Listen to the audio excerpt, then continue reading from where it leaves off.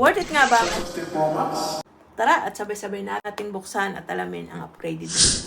Ito na ang pinakaabangan. Simple pero premium ang packaging gaya ng dati. Grabe ang sleek ng dating. Mas manipis at mas refined kaysa sa nakaraang model. Inside the box, andito lang ay yung kasama na USB, Type-C. And yung manual, syempre na hindi naman natin binabasa. And yung pin, special itong pin na ito. Charger, as usual, sold separately yan. Quick rundown naman tayo sa specs. 6.9 inches, Super Retina, XDR display. Napaka-smooth pa niya with 120Hz promotion. Grabe, diba? A18 Pro chip, mas powerful gaming at multitasking. 48 megapixel main camera with the advanced night mode. And 5 times telephoto zoom na siya. Mas matagal ang battery life, up to 30 hours video playback.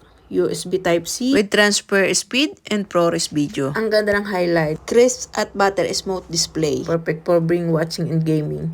Camera upgrade na, panalo sa low lights and shot and zoom.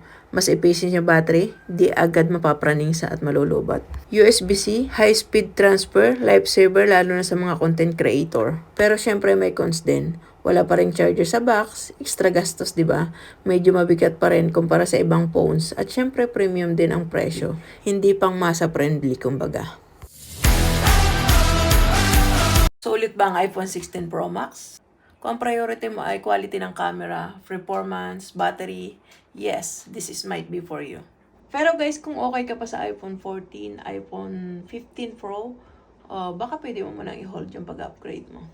Comment below kung ano yung pinaka-paborito mong future sa bagong iPhone. At syempre, huwag mo kalimutang mag-follow, like, comment, and share. Yan lang.